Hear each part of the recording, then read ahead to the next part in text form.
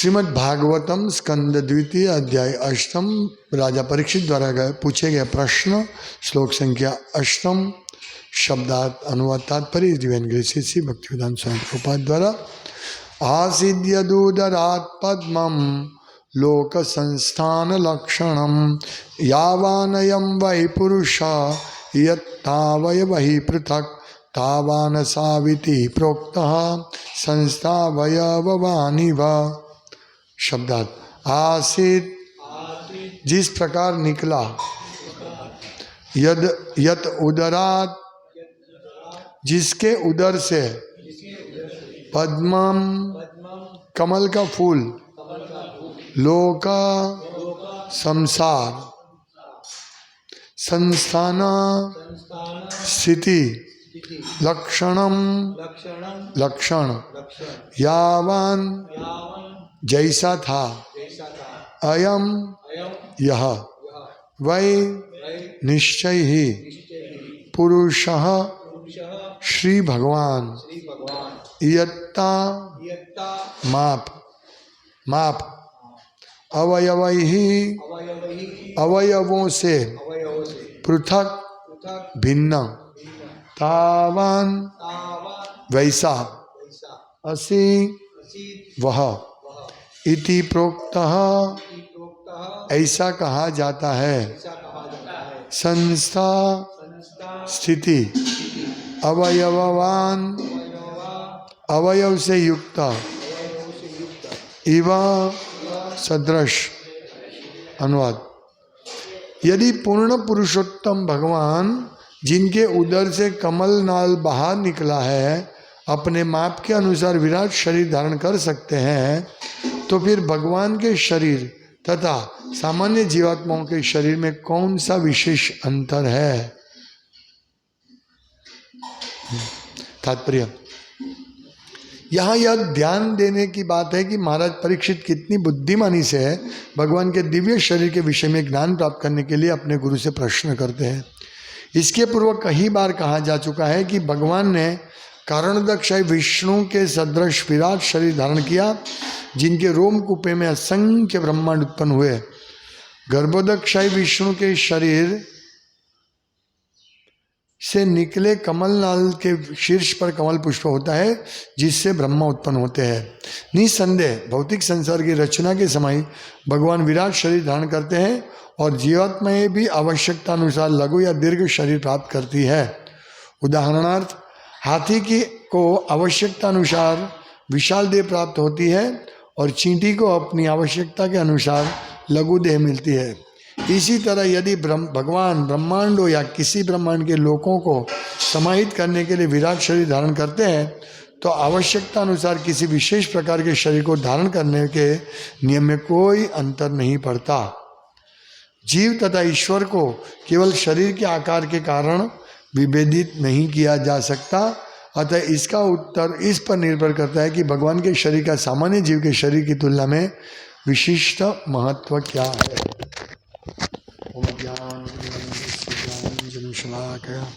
चक्षुरुन्मिलितं येन तस्मै श्रीगुरुवे अद्वैत गदाधर शिवासादि गौर भक्तवृंद। हरे कृष्णा कृष्ण कृष्ण हरे हरे, हरे राम राम राम हरे हरे। हरे कृष्ण।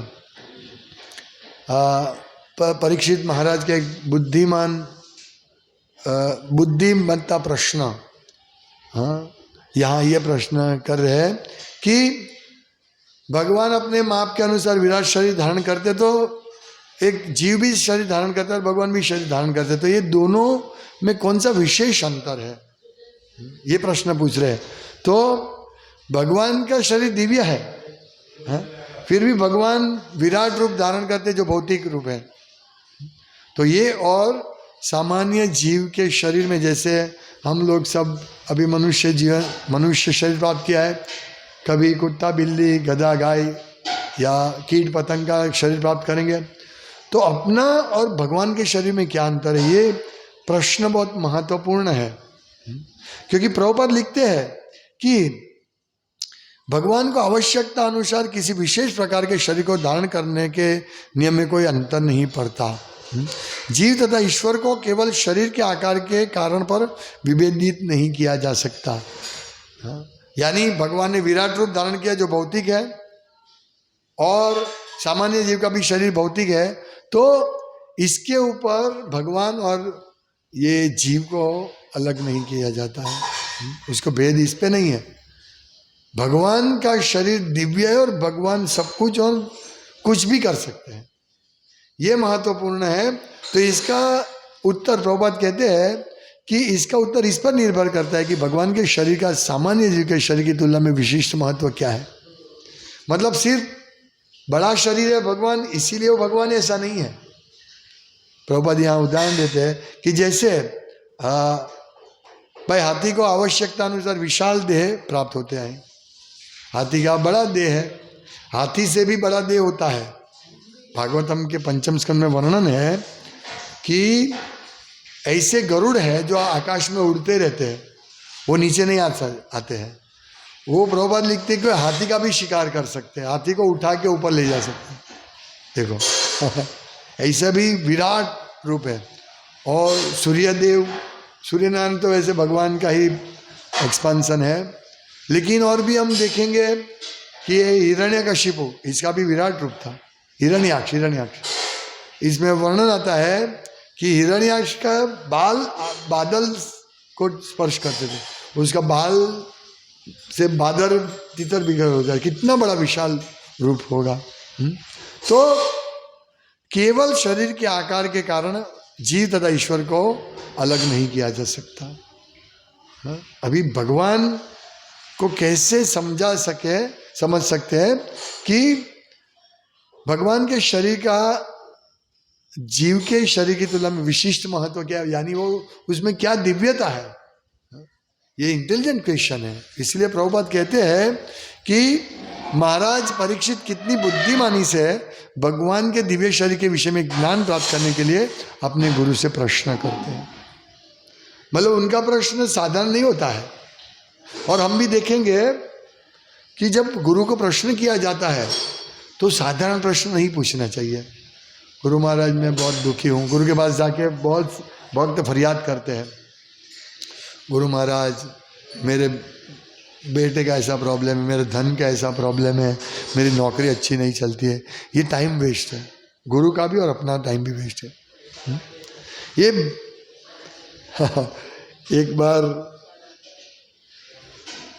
किसी ने ऐसा प्रश्न ही पूछा था कि मुझे बहुत समस्या है गुरु महाराज। तो बोलता है ये साधारण बात है, इसमें क्या नई बात क्या है। सबको समस्या है, कोई ऐसा नहीं सोचता है कि मुझे समस्या एक भी नहीं है। तो इससे प्रश्न गुरु को नहीं पूछना चाहिए कि मेरा बीवी ने ऐसा किया वैसा किया। ये लोग वास्तव में 50% से ज़्यादा लोग, विशेष करके गृहस्थ भक्त, यही समस्या लेकर गुरु के पास जाते हैं, अपनी सांसारिक पारिवारिक समस्या के लिए जाते हैं। इसके लिए गुरु के पास नहीं जाना चाहिए। ऐसा प्रश्न पूछना चाहिए कि ठीक है गुरु महाराज मैं जानता हूँ ये मेरा भौतिक जगत ये दुख कष्टप्रद है, दुखालयम शाश्वतम है और मैं समस्या में घिरा हुआ हूँ, लेकिन मैं आपके पास इस समस्या से छूटने के लिए नहीं आया हूँ, मतलब टेम्पररी समस्या के निकाल के लिए। मैं आपसे ये प्रश्न पूछता हूँ कि मैं कब भगवान का चरण कमल को प्राप्त करूँ, कब मैं कैसे भगवान को न मुंचती, कृष्ण पाद मूलम न मुंचती, मैं कैसे कृष्ण के पाद मूल मतलब चरण कमल को छोड़ नहीं सकता हूँ, वो मुझे बताइए। ऐसा प्रश्न लेकर गुरु के पास जाना चाहिए। वास्तव में भौतिक प्रश्न कभी नहीं लेके जाना चाहिए। इससे गुरु ऐसे प्रश्न लेके जाएंगे हम लोग कि गुरु महाराज हम कैसे कृष्ण के चरण कमल में दृढ़ता से स्थित हो, तो गुरु भी प्रसन्न होंगे। जैसे यहाँ महाराज परीक्षित अपने गुरु सुखदेव गोस्वामी का ऐसे ही प्रश्न पूछ रहे हैं, बहुत सुंदर प्रश्न पूछ रहे हैं। पहले तो उन्होंने भूमिका बांधी कि ये भागवतम सुनने से क्या लाभ होता है। वो स्वयं राजा पूछ रहे हैं, परीक्षित महाराज पूछ रहे हैं कि ये जो शृण्वतः श्रद्धया नित्यम गुणतश्च स्वचेष्टितम। तो ये कैसे होगा, कैसे ये प्रशंसा करते कि मुझे ऐसी कथा सुनाइए, मैं श्रद्धा से सुनूंगा। इससे क्या होगा, काले न नाति दीर्घेणा भगवान विशते हृदय। मतलब वो जानते हैं, ज्ञानी है। उन्होंने ये प्रश्न नहीं कहा, पूछा कि देखो मेरा कोई कसूर नहीं था, मेरा कोई वांक नहीं था, फिर भी वो ब्राह्मण पुत्र ने मुझे शाप दिया, अब मैं इसमें से कैसे बचूं, ऐसा प्रश्न नहीं किया। देखिए है हमारे चिंतन और शुद्ध भक्त के चिंतन में यही फर्क है। शुद्ध भक्त कभी भी अपने भौतिक शरीर या भौतिक प्रश्न के लिए गुरु के पास नहीं जाते हैं, है ना। आप देखिए पूरे भागवत में प्रश्न उत्तर जो है वो यही है। जब अर्जुन भगवान के पास ऐसे भौतिक प्रश्न लेकर गए तो भगवान उसको डांट दिया, बोला मैं कैसे लड़ सकता हूँ, ये सब मेरे गुरु है, मेरे ससुर है, मेरे बेटे है, मेरे भाई है, इनसे मैं कैसे लड़ सकता हूँ। भगवान ने पहले ही डांट दिया उसको, अर्जुन को। अशोचन अशोचस्तम प्रज्ञवादंश भाष से गतासुंश नानुशोचंती पंडिता। तुम पंडित जैसी बात करे लेकिन नंबर 1 मूर्ख हो। ऐसे गुरु डांटते, पर जनरली गुरु देखते हैं कि इसको डांटेंगे तो भाग जाएगा, इसलिए गुरु फिर कोई सीनियर भक्त को बोल देता है कि भाई इसका प्रॉब्लम देखो जरा। ऐसे प्रश्न बस गुरु के पास नहीं जाने दे। और जब अर्जुन ने कहा कि शिष्य तो हम साधिमाम प्रपद्यन्ते, मतलब मैं अभी आपके शिष्य के रूप में मुझे स्वीकार कीजिए, तब भगवान ने अभी ये ठीक है। फिर भगवान उपदेश देना शुरू करते हैं। हाँ, देहिनोस्मिन यथा, पहला ही उपदेश देखो कितना कड़क उपदेश भगवान का। हाँ, अभी हमको कोई पीड़ा होती है, हम सोचते आ रहे हैं ये लग गया, वो लग गया, ऐसा होता तो नहीं होता, वैसा होता तो नहीं होता, मैंने ये गलती कर दी, वो गलती कर दी, नहीं ये होने वाला है। हमें ये प्रश्न, देहिनोस्मिन यथा दे, जो देह के अंदर देही है वो मैं हूं।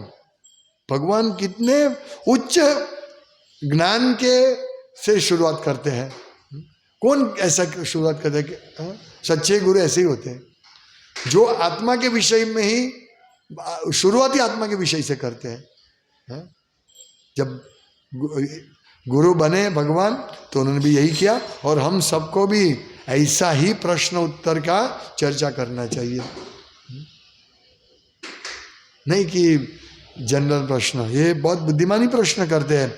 और उन्होंने उनके ब्रह्मांड, उनके शरीर से असंख्य ब्रह्मांड उत्पन्न हुए। प्रभुपाद कहते हैं कि जो भौतिक संसार की रचना के समय भगवान ने विराट रूप लिया, तो प्रभुपाद लिखते हैं कि भगवान भी कभी कभी ऐसे भौतिक रूप ग्रहण करते हैं, तो शरीर को धारण करने के नियम में कोई अंतर नहीं। जिस प्रकार एक मनुष्य एक जीवात्मा शरीर धारण करते हैं, इसी प्रकार भगवान भी इस भौतिक संरचना के लिए ऐसा विराट रूप का धारण करते हैं। विराट रूप परमानेंट नहीं है, ये भौतिक रूप है। तो ये अभी ये विराट रूप और शरीर, हमारे शरीर में क्या अंतर है, यही प्रश्न पूछ रहे हैं कि कौन सा विशेष अंतर है। समझ रहे प्रश्न को? कि देखिए अभी ध्यान से सुनिए, यदि पूर्ण पुरुषोत्तम भगवान जिनके उदर से कमरनाल बाहर निकला है अपने माप के अनुसार विराट शरीर धारण कर सकते हैं, तो फिर भगवान के शरीर तथा सामान्य जीवात्माओं के शरीर में कौन सा विशेष अंतर है? भाई भगवान ने भी विराट रूप लिया है, एक जीव भी विराट स्वरूप लेते हैं। विराट मतलब हाथी का है बड़ा या मनुष्य का। अब एक चींटी है, चींटी हमको देखेंगे ओ कितने बड़े है ये तो आदमी है ना। बैक्टीरिया हमको देखेगा तो ये तो हम देख ही नहीं सकते, इतने बड़े हैं। अभी कोई लंबा आदमी हो तो कितना लंबा आदमी है, हम थोड़ा आश्चर्यचकित होते ना, लेकिन वो शरीर है। इसी प्रकार विराट शरीर भी शरीर है। तो प्रभुपाद यही कहते हैं कि इसमें कोई अंतर नहीं है, ऐसे शरीर धारण करने में कोई अंतर नहीं है। भगवान भी ऐसे ही धारण करते हैं जैसे जीवात्मा धारण करते हैं, पर भगवान क्यों ऐसे धारण करते हैं वो समझना है। इसको बोलते हैं परिप्रश्न, मतलब ऐसे परिप्रश्न पूछने चाहिए। गुरु को जिज्ञासा होनी चाहिए। यही जिज्ञासा, आत्मा और शरीर के बीच का डिफरेंस क्या है, हमारा शरीर और भगवान के शरीर में क्या अंतर है, हाँ, हम इस जगत में क्यों फंसे हुए हैं, ये सब अथा तो ब्रह्म जिज्ञासा। ये जिज्ञासा यहाँ कर रहे परीक्षित महाराज। कितनी अच्छी बात है। जबकि देखिए ये जिज्ञासा कौन करेगा, हम देखते हैं भागवत कथा होती है, भागवत कथा में कोई ऐसी जिज्ञासा करते नहीं, ना तो कोई प्रश्न पूछते हैं, बहुत महाराज आपने बहुत अच्छी कथा कही, बहुत मजा आ गया, बहुत मजा आ गया, राधा कृष्ण की लीला सुन के बहुत मजा आ गया, कि कृष्ण माखन चोरी की लीला, कृष्ण गोवर्धन धारण के लिए बहुत मजा आ गया, बहुत मजा आ गया, चल लाओ चाय लाओ और लहसुन प्याज वाला खाना लाओ। यहाँ तो प्रश्न के ऊपर प्रश्न, ऐसे प्रश्न जो सामान्य उसका उत्तर नहीं दे सकते, उनको प्रश्न करो, ये सब भागवत कथाकारों को, कि भाई भगवान कौन है, भगवान कहाँ रहते अभी, तो लगा भगवान आप सब भगवान है, मैं भगवान हूँ, हम भगवान बन सकते हैं, भगवान निराकार है, निर्विशेष निराकार है, यही उत्तर होगा। 99% कथाकार मायावादी होते हैं, 99%। उनको मालूम नहीं है कि भगवान विराट मतलब भगवान का भी एक शरीर है जो भागवतम में लिखा है, लेकिन वो भागवतम पढ़ के भी वदंती तत्व विदस तत्व यद ज्ञानम अद्वयम ब्रह्मेति भगवान ब्रह्मेति परमात्मेति भगवान इति शब्द थे, उनको मालूम ही नहीं 3 पासा है भगवान के। ब्रह्मेति पहला सबसे,